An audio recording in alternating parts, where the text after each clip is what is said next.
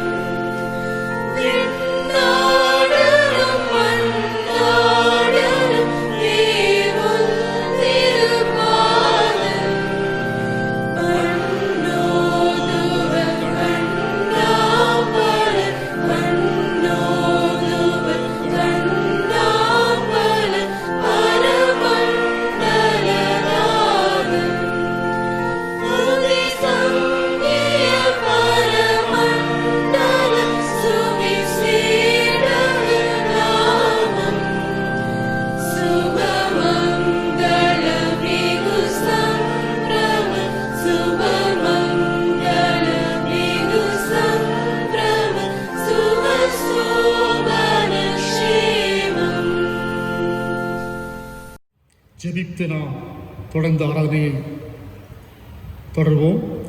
எல்லா இருதயங்களையும், எல்லா விருப்பங்களையும், எல்லா ரகசியங்களையும் அறிந்திருக்கின்ற சர்வ வல்லமையுள்ள கடவுளே, நாங்கள் உம்மிடத்திலே பரிபூர்ணமாய் அன்பு கோரவும், உமது பரிசுத்த திருநாமத்தை உத்தமமாய் மகிமைப்படுத்தவும், உமது பரிசுத்த ஆவியின் ஏவுதலாலே எங்கள் ஒவ்வொருடைய இருதயத்தின் சிந்தனைகளை பரிசுத்தம் பண்ண வேண்டும் என்று எங்கள் கர்த்தராகிய இயேசு கிறிஸ்து மூலமாய் வேண்டிக் கொள்கிறோம். ஆமென். அனைவரும் சேர்ந்து சொல்வோமாக. உன்னதத்திற்கு தேவனுக்கு மகிமையும் பூமியிலே சமாதானமும் மனுஷமேல் பிரியம் உண்டாவதாக.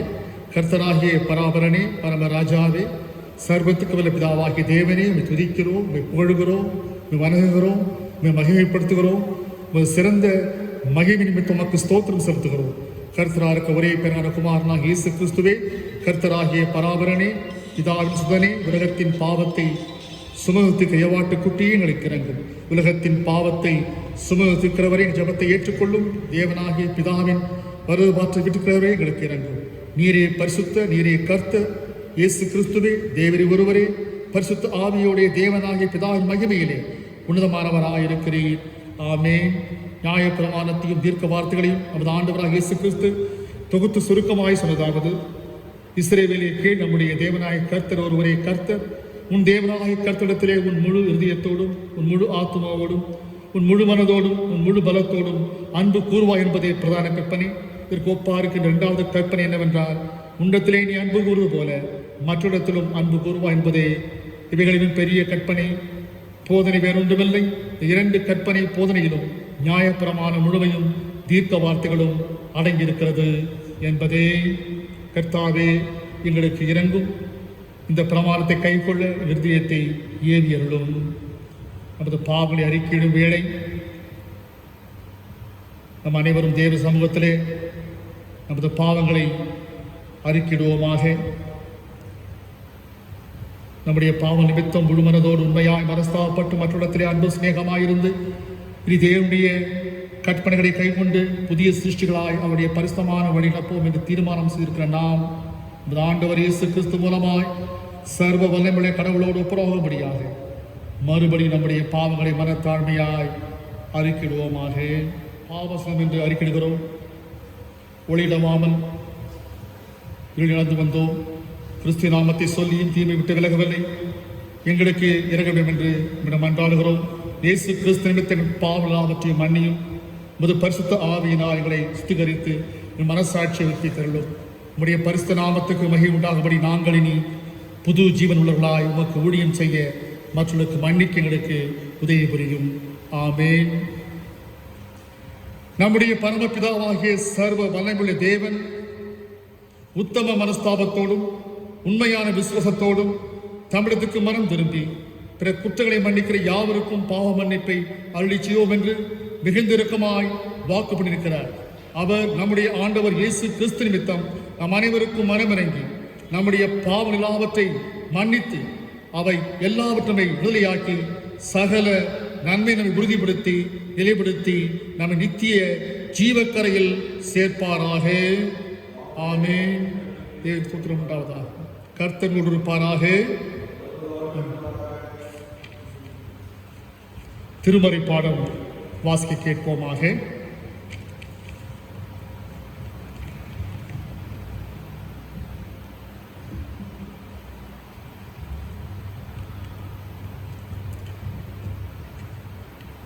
இன்றைய தேவ செய்திக்கு ஆதாரமாக எடுத்துக்கொள்ளப்பட்ட திருமறை பகுதி பரிசுத்த மத்தேயு எழுதிய சுவிசேஷம் 5ஆம் அதிகாரம் வசனங்கள் 1 முதல் 11 முடிய. மத்தேயு 5 வசனங்கள் 1 முதல் 11 முடிய. அவர் திரளான ஜனங்களை கண்டு மலையின் மேல் ஏறினார். அவர் உட்கார்ந்த பொழுது அவருடைய சீஷர்கள் அவரிடத்திலே வந்தார்கள். அப்பொழுது அவர் தமது வாயை திறந்து அவர்களுக்கு உபதேசித்து சொன்னது என்னவென்றால், ஆவியில் எளிமை உள்ளவர்கள் பாக்கியவான்கள், பரலோக ராஜ்யம் அவருடையது. துயரப்படுகிறவர்கள் பாக்கியவான்கள், அவர்கள் ஆறுதல் அடைவார்கள். சாந்த குணமுள்ளவர்கள் பாக்கியவான்கள், அவர்கள் பூமியை சுதந்திரித்துக் கொள்ளுவார்கள். நீதியின் மேல் பசித்தாகம் உள்ளவர்கள் பாக்கியவான்கள், அவர்கள் திருப்தி அடைவார்கள்.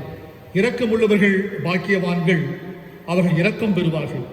இருதயத்தில் சுத்தமுள்ளவர்கள் பாக்கியவான்கள், அவர்கள் தேவனை தரிசிப்பார்கள். சமாதானம் பெறுவர்கள் பாக்கியவான்கள், அவர்கள் தேவனுடைய புத்திரர் எனப்படுவார்கள். நீதி நிமித்தம் துன்பப்படுகிறவர்கள் பாக்கியவான்கள், பரலோக ராஜ்யம் அவர்களுடையது. என் நிமித்தம் உங்களை நிந்தித்து துன்பப்படுத்தி பலவித தீமையான மொழிகளை உங்கள் பேரில் பொய்யாய் சொல்வார்களானால் பாக்கியவான்களாய் இருப்பீர்கள் என்பதே. தேவன் தாமே திருவார்த்தைகள் நமக்கு ஆசீர்வதித்து கொடுப்பாராக. ஆமென்.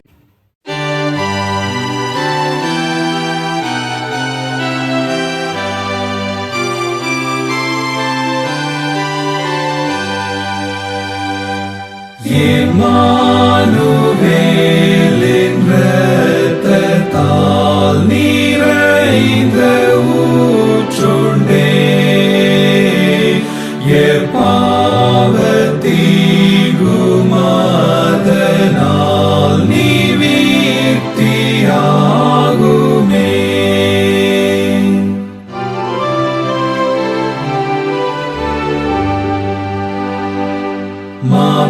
பாவியான கள்ளனும் அவ்வூற்றில் மூழ்கினான். மன்னிப்பும் மோட்சானந்தமும் அடைந்து பூரித்தான்.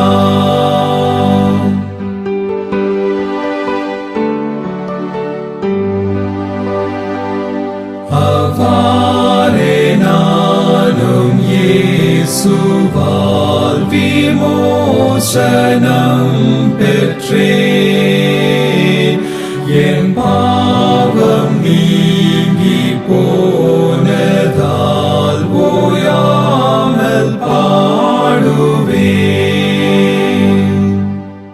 அன்புக்குரிய திருச்சபை பிள்ளைகளே, இன்றைய நாளில் நாம் 9வது மாதத்து முதல் நாளிலே தியானத்துக்காக எடுத்துக்கொள்ளப்பட்ட தேவ செய்தியுடைய தலைப்பானது ஆவியில் எளிமை உள்ளவர்கள் பாக்கியவான்கள், பரலோக ராஜ்யம் அவர்களுடையது என்பதாகும். மத்தேயு 5ஆம் அதிகாரம் வசனம் 3. ஜெபிப்போம். அன்பின் பரமபிதாவே, உம்முடைய திருக்குமாரன் இயேசு உபதேசித்த மறைப்பிரசங்கத்தின் முதல் வாக்கினை சுவாமி நாங்கள் திருச்சபையாக தியானிக்கும் போது நீ தூய பிரசன்னத்தையும் நீ ஞானத்தையும் அருளும்படி கெஞ்சி மன்றாடுகிறோம். இயேசுவின் வழியாய் வேண்டுகிறோம் நல்ல பிதாவே, ஆமென். எனக்கு பிரியமான தேவஜனமே, இயேசு கிறிஸ்துவுடைய மறைப்பிரசங்கமானது பனி, தேன், தைலம், தென்றல் போல மிருதுவாக உள்ளத்திலே மனதிலே சென்று பதிந்து நல்ல பலன் தரக்கூடிய ஒரு நேரடியான உபதேசமாகும். இயேசு கிறிஸ்துவுடைய அனைத்து உபதேசங்களிலும் செயற்பாடுகளின் சுருக்கமே இந்த மறைப்பிரசங்கம் என்று நாம் தாராளமாய் சொல்லலாம். மனித உள்ளங்களை தூர்வாரி நற்குணம், மனசாட்சி, மனிதநேயம், இரக்கம் போன்ற நல்லவைகளை, ஆரோக்கியமானவைகளை, நன்மையானவைகளை ஊற்றெடுக்க செய்ய வல்லதே இந்த மறைப்பிரசங்கமாகும். இல்லாத நல்ல குணங்களை பெற்றுக்கொள்ள, இல்லாத நல்ல குணங்களை பெற்றுக்கொள்ள சமுதாயத்தில், வீட்டில், பணிஸ்தலத்தில், ஏன் திருச்சபையில், ஊழிய வட்டாரத்தில் நம்மை பிறர் தேடி வந்து பயன்படுத்த உதவுகின்ற ஆவிக்குரிய ஒரு பத்திரமாக நம்முடைய மனதிலே பத்திரமாக வைக்க வேண்டியதுதான் இந்த இயேசுவின் மலைப்பொழிவு என்று சொல்லலாம். அநேக பிற மதஸ்தர்களின், எந்த ஜாதி சமயத்தை சாராத மக்களின் உள் மனதிலே இயேசு கிறிஸ்துடைய வாழ்க்கை, அவரது செயல், சொல் இரண்டும் உள்வாங்கிய உபதேசங்கள் ஆணிவேராய் பாய்ந்து உள் மனிதரை பலப்படுத்தி அவர்களை மகாத்மாக்களும் மாமனிதராகவும் ஈடேற்ற தலைவர்களாகவும் சேவையுடன் பெற்ற வள்ளல்களாகவும் மாற்றியிருப்பதை மக்களாகி நாம் நன்றாகவே அறிவோம்.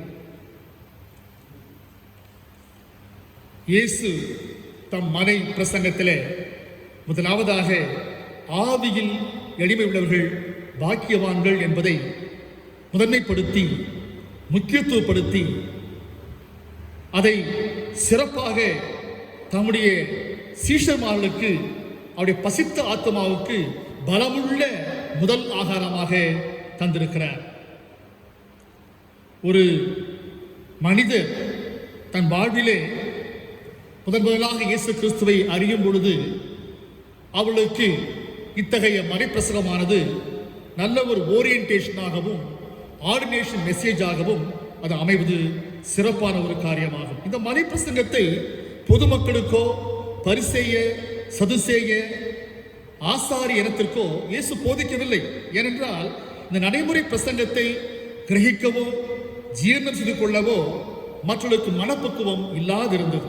அந்த காலத்திலே ஆவியில் எளிமை உள்ளவர்களை பரிசுத்தவான்கள் செயின்ஸ் வரிசையிலே நாம் தாராளமாக சேர்க்கலாம் அன்பானவர்களை. ஏனென்றால் அவர்கள் தம்மை தாக்கும் பாதிக்கும் அலைக்கழிக்கும் எந்த சூழ்நிலைகளையும் கடவுளிடம் சொல்லி அமைதியோடு சமாதானத்தோடு சகிப்புத்தன்மையோடு பொறுமையோடு மன அடக்கத்தோடு தம்மை தாழ்த்தி வாழ தெரிந்தவர்கள். ஆவிக்குரிய எளிமைக்கு ஆபிரகாம், ஈசாக்கு, யோசேப்பு, தானியேல், எஸ்தர், தாவீது, யோனத்தான், ஏனோக்கு, நோவா, யோசுவா, மோசே, காலேப், தீர்க்கதரிசிகள், அப்போஸ்தலர்கள் போன்றோரை நேரடி உதாரணமாக நாம் கொள்ளலாம் அன்பார்கள். ஏனென்றால் இவர்களில் தம்மை பற்றிய சிந்தனை குறைவாகவும் கடவுள் பிறர் குறித்த சிந்தனைகள் அதிகமாகவும் இருக்கும். ஏனென்றால் இவர்கள் பணிவுள்ளவர்கள், எளிமையாக யாராலும் புரிந்து கொள்ளக்கூடியவர்கள், எல்லா வாழ்க்கை சூழல் மத்தியிலும் வளைந்து கொடுக்கக்கூடியவர்கள், கடவுளை மறக்க, கடவுளை மறுக்க, கடவுளை எதிர்க்க இயக்கிட சற்றும் அவர்கள் விரும்பாத மக்களாய் இருப்பவர்கள் ஆவார்கள். ஆளும் தலைவர்களை நேசிப்பவர்கள், அவர்களுக்காக பிரார்த்தனை செய்பவர்கள், யோசேப்பு, தானியேல், எஸ்தர், மொர்தெகாய் போல ஆள்வோருக்கு ஆலோசனை வழங்கி அவர்களை காப்பாற்றுபவர்கள்.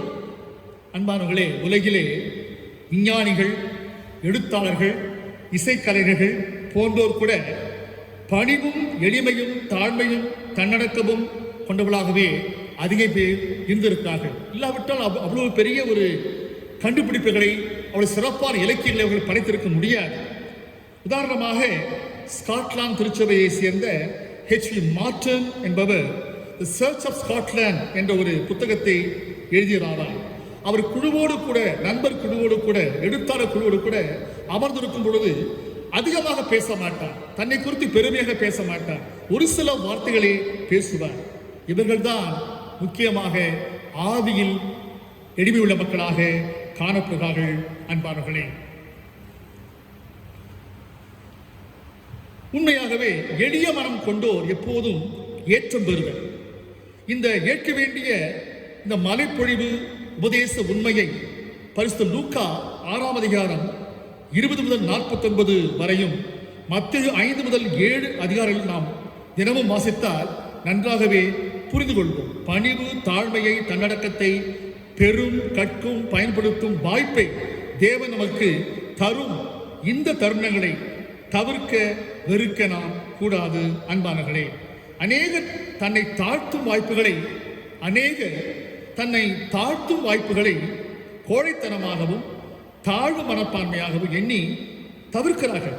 சிலர் நம்மை தாழ்த்த பழகி கொண்டால் எதிர்த்து காரியத்தை சாதிக்க பிறர் விரும்புவார்கள் என்று யோசிக்கிறார்கள். ஆனால் நம்மை தாழ்த்தும் நேரங்கள், நம்மை தாழ்த்தும் வாய்ப்புகள், நம்மை தாழ்த்தும் தருணங்கள் தேவன் நமக்கு அளிக்கும் அருட்கொடையாகும். அன்பானங்களே, சவுல் தமஸ்கு பாதையிலே உயிர்த்த இயேசுவை சந்தித்த உடனே அப்பல்லோ, ஆக்கில்லா, பிரிஸ்சில்லா தம்பதியரின் ஆலோசனையை கேட்டவுடனே, அப்பல்லோவானவன் ஆக்கில்லா பிரிஸ்சில்லா தம்பதியருடைய ஆலோசனையை கேட்டவுடனே பேதுரு யூத கிறிஸ்தவரிடையே இருதலை கொள்ளி எறும்பாக மத்தளமாக குழம்பி தவிக்கும் போது பவுல் சொன்ன சூடான ஒரு அறிவுரை கேட்டவுடனே சேபாவின் ராஜஸ்திரி தேவனுடைய ஞானம் பெற்ற சாலமோனுடைய நாட்டை விஜயம் செய்த உடனே பணிவுகுணத்தை தேவனித்த பரிசாக பெற்றதை வேத நமக்கு இந்த காலைவெளியிலே நினைவூட்டுகிறது. அன்பானவர்களே, பவுலடியார் 1 கொரிந்தியர் 1 அதிகாரத்திலே பார்க்கும் பொழுது மிக அழகான முறையில் அவர் இந்த தாழ்மையை குறித்து வெகு சிறப்பாக கூறுகின்றார். அன்பானவர்களே, அந்த வசனம் நான் வாசிக்கிறேன், நீங்கள் கேட்கும் பொழுது அது நமக்கு எவ்வளவு இனிமையா இருக்கிறது தெரியுமா? இந்தபடி தேவனுடைய பைத்தியம் எனப்படுவது மனுஷனுடைய ஞானத்திலும் அதிக ஞானமாக இருக்கிறது, தேவனுடைய பலவீனம் எனப்படுவது மனுஷனுடைய பலத்திலும் அதிக பலமாய் இருக்கிறது. எப்படியெனில் சகோதர சகோதரிகளே, இந்த அழைக்கப்பட்ட அழைப்பை பாருங்கள். மாம்சத்தின்படி ஞானிகள் அநேகர் இல்லை, வல்லவர்கள் அநேகர் இல்லை, பிரபுக்கள் அநேகர் இல்லை. ஞானிகளை வெட்கப்படுத்தும்படி தேவன் உலகத்திலே பைத்தியமானவர்களை தெரிந்து கொண்டார். பலமுள்ளவர்களை வெட்கப்படுத்தும்படி தேவன் உலகத்திலே பலவீனமானவர்களை தெரிந்து கொண்டார். உள்ளவைகளை அவமாக்கும்படி உலகத்தின் இழிவானவர்களை, அற்பமானவர்களை, எண்ணப்படத்தக்கவர்களை, இல்லாதவர்களையும் தேவன் தெரிந்து கொண்டார் என்று பவுலடியார் அந்த ஆவியில் எளிமையுள்ள மக்களை குறித்து மிக சிறப்பாக பொருந்திய சபையாருக்கு எழுதியுள்ள காரியத்தை நாம் வாசிக்கின்றோம். அன்பானவர்களே, இங்கு பார்க்கும் பொழுது முக்கியமாக மலைப்பொழிவு உபதேசத்திலே நாம் உற்று நோக்கும் போது ஆவியில் எளிமை உடையவர்கள் பாக்கியவான்கள் என்பதை நாம் இயேசுடைய கண்ணோட்டத்தில் எப்பொழுதும் யோசிக்க கடையப்பட்டிருக்கின்றோம். அன்பானவர்களே, தாவீது தன்னுடைய பாவருக்கு ஜெபமான 51:17 தேவனுக்கு ஏற்கும் பலிகள் நொறுங்குண்ட ஆவிதான். தேவனே, நொறுங்குண்டதும் நறுங்குண்டதுமான இருதயத்தினை புறக்கணீர் என்று தன்னுடைய மனமாற்றத்தை அவன் தெளிவாக குறிப்பிட்டிருக்கின்றான். அன்பானவர்களே, ஆவி எளிமை உள்ள பரிசுத்தவான்களின் உள்ளம் எளிமை, பணிவு, அடக்கம், தாழ்மை உள்ளதாக மாற்றம் பெற முதலில் நறுங்குண்டதாய் நொறுங்குண்டதாய் மனமானது மாற வேண்டும். இயேசு அனைவரையும் நேசிக்க கற்றுக்கொள்ள தம் சீஷர்களை உருமாற்றம் செய்வதுதான் மலைப்பிரசங்கத்துடைய முதல் நோக்கமாக இருக்கிறது. அன்பானவர்களே, லவ் அண்ட் லேர்னிங் இரண்டையும் இயேசு தம்முடைய சீஷரிடம் எதிர்பார்த்தார். மக்கள் சுகம் பெற இயேசுவை தொடர்ந்தார்கள். ஆனால் சீஷர்கள் அவருடைய அன்பின் நிமித்தம் கற்றுக்கொள்ள இயேசுவை தொடர்ந்தார்கள் என்று பார்க்கின்றோம். ஏனென்றால் சீஷர்கள் இயேசுவை பற்றி, அவர் உபதேசம் பற்றி பிறருக்கு கற்றுக் கொடுக்க அழைக்கப்பட்டவர்கள். நாம் கூட ஆவியில் எளிமை உள்ள ஒரு வாழ்வை பெறும்போது நாமும் கற்றுக் கொடுக்கிறோம், பிறருக்கும் இயேசுவை, அவருடைய உபதேசத்தை கற்றுக் கொடுக்கின்றோம். அன்பானங்களே, இயேசு அநேக சமயங்களிலே தமது வாழ்க்கை உதாரணங்கள் மூலம் தம்முடைய உபதேசங்களை விளக்கக்கூடியவராய் வாழ்ந்தார் என்பதை சுவிசேஷங்களில், நிருபங்களிலே வாசிக்கின்றோம். இந்த முதல் மலைப்பிரசங்க உபதேசமான ஆவியில் எளிமை உள்ளவர்கள் பாக்கியவான்கள் என்பது முதற்கொண்டு அனைத்தும் ஒரு ஆசீர்வாதத்தை மையமாக கொண்டு இரட்டை நோக்கத்தை பிரதிபலிப்பாக கொண்டுள்ளது. இந்த மலை பிரசங்கத்திலே முக்கியமாக ஆவியில் எளிமையுள்ள மக்கள் பாக்கியவான்கள் என்ற கருத்தானது இதை நமக்கு அழுத்தமாக சொல்கிறது என்றால், இயேசு கிறிஸ்து தம்முடைய உபதேசங்களை விளக்கக்கூடியவராக தம் வாழ்க்கையில் வாழ்ந்தார் என்பதை சுவிசேஷங்களிலே, நிருபங்களிலே நாம் வாசிக்கின்றோம். இந்த மலை பிரசங்கம் முக்கியமாக முதலாவது மலை பிரசங்கத்தின் துவக்கமான ஆவியில் எளிமையுள்ளவர்கள் பாக்கியவான்கள் என்ற கருத்தானது நாம் எப்படிப்பட்டவர் என்பதையும், நாம் எப்படிப்பட்டவராய் பிறருக்கு வெளிப்படுத்த வேண்டும் என்பதையும் விளக்கமாக சொல்கிற காரியத்தை நாம் பார்க்கின்றோம். அன்பானவர்களே, தாவீது சங்கீதம் 4 பக்தி உள்ளவனை கர்த்தர் தமக்காக தெரிந்து கொண்டார் என்று சொல்லப்படுகிறது. கோபம் கொண்டாலும் பாவம் செய்யாது உங்கள் இருதயத்திலே தேவனோடு பேசிக் கொண்டிருங்கள். நன்மை, நல்லது, நலமானதை சிந்திப்பவர், செயல்படுத்துவரை மக்கள் அநேகர் விரும்புகிற காரியத்தை நாம் பார்க்கின்றோம். அன்பினால், உதாரணமாக, செழிப்பினால் வரும் மகிழ்ச்சியை காட்டிலும் நல்லவர்களின் சிநேகம், நல்ல குணம் சிறந்தது. சமாதான மனதோடு படுத்து வித்திரசீல் என்று சங்கீதத்தில் நாம் வாசிக்கின்றோம். அன்பானவர்களே, ஆனபடியினாலே இந்த மலை பிரசங்கத்தை முக்கியமாக நாம் தியானித்த மலை பிரசங்கத்தின் முதல் பகுதியான ஆவில் எளிமையுள்ள வாழ்க்கை பற்றி நாம் சொல்லும் பொழுது யோபு நமக்கு கண்முன்னே தெரிகிறார். யோபு பழைய ஏற்பாட்டு பரிசுத்தவான். இழப்பிலே ஆவியில் எளியுள்ளவனாய் கர்த்தரிடத்திலே நன்மை பெற்ற நாம் துயரத்தை பெற தயங்கலாமா என்று கூறியவர். ஆபிரகாம் வாக்குத்தத்த பிள்ளை ஈசாக்கை பெற எளிய விசுவாசத்தோடு காத்திருந்தார். தீமை செய்த சவுலை தேவனால் அபிஷேகம் பண்ணப்பட்டவர் என்று தாவீது அவரை காப்பாற்றுகின்றார். தேவன் சொன்னபடி நோவா பேழையை கட்டி வெள்ளத்துக்கு காத்திருக்கின்றார். யோசேப்பு உடன் பிறந்தாரின் தீய மனதை செயலை பொறுத்து கொண்டிருக்கிறார். ஈசாக்கு பிறருக்கு விட்டுக் கொடுத்து பலமுறை கிணற்றை தோண்டி கெட்டவர் மனதை மாற்றியிருக்கிறார். இப்படி அநேக தேவனுடைய பிள்ளைகள் விதாகமத்திலே வாழ்வில் யார் என்ன தீமை செய்தாலும் பொறுமை கொண்டு சகிப்பதின் காரணம் அவளுக்கு தேவன் எளிய ஆவியை கொடுத்திருக்கிறார் என்பதே. அன்பான தேவ ஜனமே, இந்த மாதம் இயேசுவின் மலைப்பிரசங்க தேனின் முதல் துளியை பருகி நாம் கர்த்தருக்குள் மகிழ்ந்திருக்கிறோம்.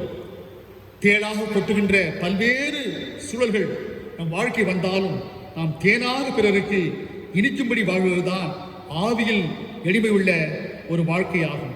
தேவன் தாமே அத்தகைய நல்லாவியை, நவமான இருதயத்தை நமக்கு கொடுப்பாராக. ஜெபிப்போமாக.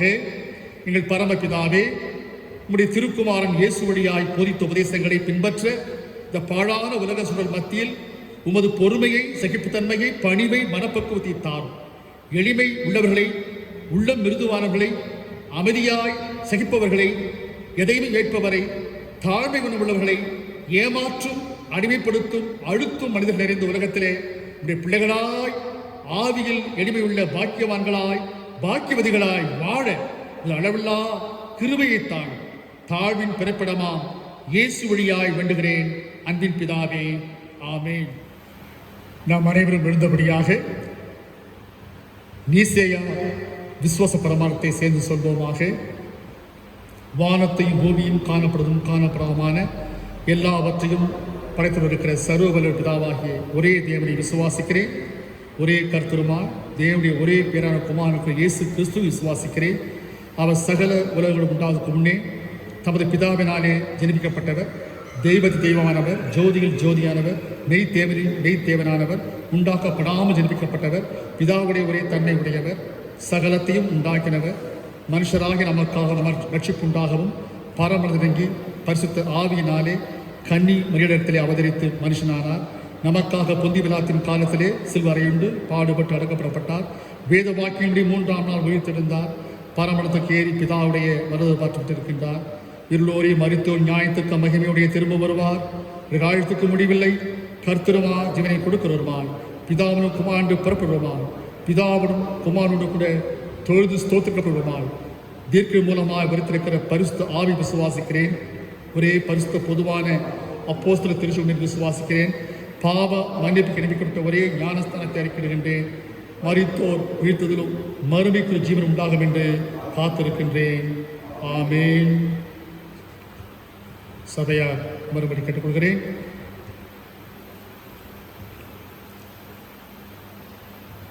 இந்த செப்டம்பர் மாதமானது கர்த்தர் நமக்கு ஈவாய் கொடுத்த ஒரு சிறப்பான மாதமாய் இருப்பதை நம் அனைவரும் அறிவோம். கடந்த 8 மாதங்களாக தேவன் நம்மை காத்திருக்கின்றார், பராமரித்திருக்கின்றார், நம்மை போஷித்திருக்கின்றார். அவருக்கு நாம் நன்றியுள்ள மக்களாய் இந்த 9ஆம் மாதத்திலே பிரவேசிக்க பிரித்து நாம் கடந்து போகிறோம். நாம் ஜெபித்து இந்த ஆராதனையை முடிப்போமாக. எங்களை அதிகமாக நேசிக்கிற அன்பின் ஆண்டவரே, இந்த 9வது மாதத்தை இந்த முதல் நாளை உடைய கரத்தில் ஒப்புவிக்கிறோம். இந்த மாதம் முழுவதும் நாங்கள் உங்களுடைய திருநாமத்தை மகிமைப்படுத்த கிருபை தாரும். கொரோனாவுடைய தாக்கத்தை நீர் குறைத்து உங்களுடைய ஆலயம் வந்து நாங்கள் ஆண்டவரே உங்களை தொழுது கொள்ளபடியான சூழ்நிலையை நீர் வெகு சீக்கிரமாக எங்களுக்கு ஏற்படுத்தார். அன்பின் பரம பிதாவே, திருச்சபை ஒவ்வொரு குடும்பத்தையும் தனித்தனியாக பேர் பெறவரை கருத்தில் ஒப்படைக்கின்றோம். இந்நாட்களிலே கர்த்தாவே ஆராதனை இல்லாத பட்சத்தில் திருச்சபை மக்களை உற்சாகப்படுத்தும்படியாக செய்கின்ற எல்லாதமான ஆராதனை ஏற்பாடுகளுக்காக நன்றி செலுத்துகின்றோம். விசேஷமாக என்னுடைய பேராயத்தில் ஆண்டவரே, முதல் நாளிலும் ஒவ்வொரு ஞாயிறும் நடத்துகின்ற ஆராதனைக்காமக்கு நன்றி சுவாமி. எங்களுடைய ஆலயத்திலும் ஆண்டவரே, இந்த ஆராதனை மூலமாக மக்களை உற்சாகப்படுத்தும்படியாக கொடுத்த அந்த வாய்ப்புக்கு அவனுக்கு நன்றி தகப்பனே. இவ்வாறு நடத்துகின்ற ஒவ்வொரு ஆராதனையும் ஆசீர்வதித்தார் தகப்பனே. எங்களுடைய பேராயமார்களுக்காகவும் குடும்பத்துக்காகவும் ஒவ்வொரு எங்களுடைய பேராயத்தின் ஆயர்மார்கள், மிஸ்டரிமார்கள், லே பிச்சர்மார்கள் மற்றுமாக ஆண்டவரே ஒவ்வொரு இயக்கத்துடைய துறையுடைய இயக்குநர்களுக்காகவும் அதிகமாக ஜெபிக்கும் தகப்பனே. அன்பின் ஆண்டவரே, விசேஷமாக பேராயத்தின் செயலர், பொருளர் மற்றுமாக ஒவ்வொரு கமிட்டியுடைய ஆண்டவரை பொறுப்பாளர்களுக்காக அதிகமாக ஜெபிக்க தகப்பனே, அனைவரையும் காத்துக்கொள்ளும். எல்லா ஊழியக்காரர் எல்லா விதமான ஊழியர்களையும் உங்களுடைய கரத்தில் உடைக்கிறோம். தொடர்ந்து பொறுப்பேற்கொள்ளும் ஆசும் ஆண்டவரே. இந்த வருகிற வாரத்திலே தன் பிறந்த நாளையும் விவாக நாளையும் கொண்டாடும் எங்களுடைய திருச்சபையின் ஒவ்வொரு அன்பர்களையும் கருத்தில் ஒப்படைக்கிறோம். சபையாக அவர்கள் வாழ்த்துகின்றோம். கடந்த ஆண்டை காட்டு இந்த ஆண்டிலே பெருத்த மிகுந்த இரட்டத்தினை ஆசீர்வாதத்தை பெற்றுக்கொண்டு வாழ நிறுத்தார். ஒரு சார்ந்த மக்களையும் காத்துக்கொள்ளும்படி கருத்தில் ஒப்படைக்கிறோம். சுவாமி, துதிகர மகிமையெல்லாம் உமக்கை நாங்கள் செலுத்துகின்றோம். நாங்கள் தொடர்ந்து ஆவிலே எளிமை உள்ள மக்களாய் வாழ்ந்து உங்கள் நாமத்தை மகிமைப்படுத்த அருட்செய்யும். எங்கள் அருமை ஆண்டவர் இயேசுவின் மூலம் வேண்டுகின்றோம் நல்ல பிதாவே, ஆமென். நம்முடைய கர்த்தராகிய இயேசு கிறிஸ்துவுடைய கிருபையும் பிதாவாகிய தேவனுடைய அன்பும் தூயாவியனுடைய அன்புடைய ஐக்கியமும் சிநேகமும் சமாதானமும் நம்மோடு கூட இன்றும் என்றும் சதா காலத்திலும் இருப்பதாக.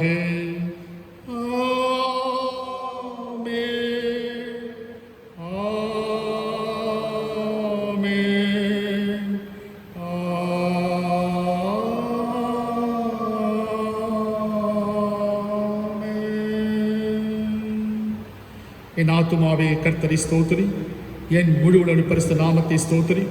என் ஆத்துமாவே கர்த்தரை ஸ்தோத்திரி.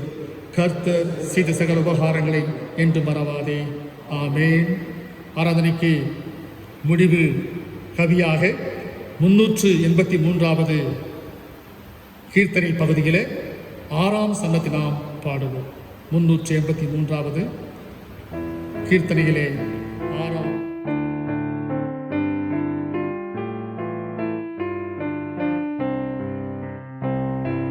நீரல்லால் எங்களுக்கு பரலோகில் யாருண்டு ஜீவனாதா? நீரல்லால் எங்களுக்கு பரலோகில் யாருண்டு ஜீவனாதா? நீரே அன்றி ஈகத்தில் வேறொரு தேற்றமில்லை பரனே. நீரே அன்றி ஈகத்தில் வேறொரு தேற்றமில்லை பரனே. ஸ்தோத்திரம் இயேசுநாதா, உமக்கென்றும் ஸ்தோத்திரம் இயேசுநாதா. ஸ்தோத்திரம் இயேசுநாதா, உமக்கென்றும் ஸ்தோத்திரம் இயேசுநாதா. ஸ்தோத்திரம் செய்கிறோம் என்னடியார் திருநாமத்தின் ஆதரவு. ஸ்தோத்திரம் செய்கிறோம் என்னடியார் திருநாமத்தின் ஆதரவு. கர்த்தர் உங்களோடு இருப்பாராக. தேவ சமாதானத்தோடு வாழ்வோம். கர்த்தரின் நாமத்தினாலே